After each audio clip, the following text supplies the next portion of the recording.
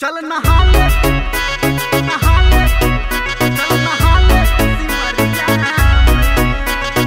अभी आप सुन रहे हैं धर्मेंद्र निर्मलिया को।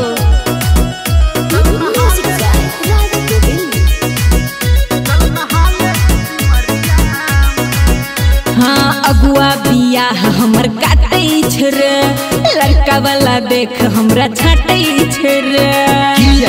की पता कहना।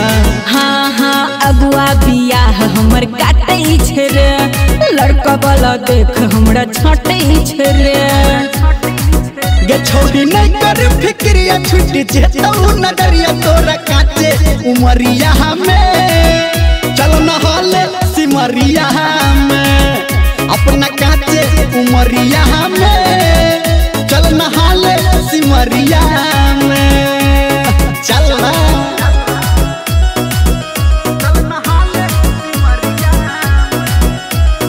माँ गायत्री रिकॉर्डिंग स्टूडियो।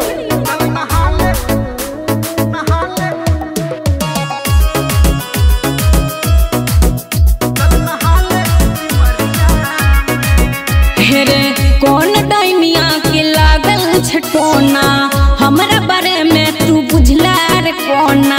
बुझल के सब खबर रखे छिए। हाँ कौन डाइमिया के लागल छटोना, हमरा बारे में तू बुझला रे कोना।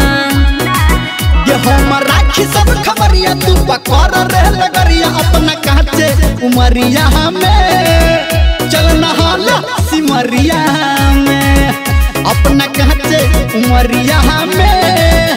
चल नहाले सिमरिया में चल हम चल छिए।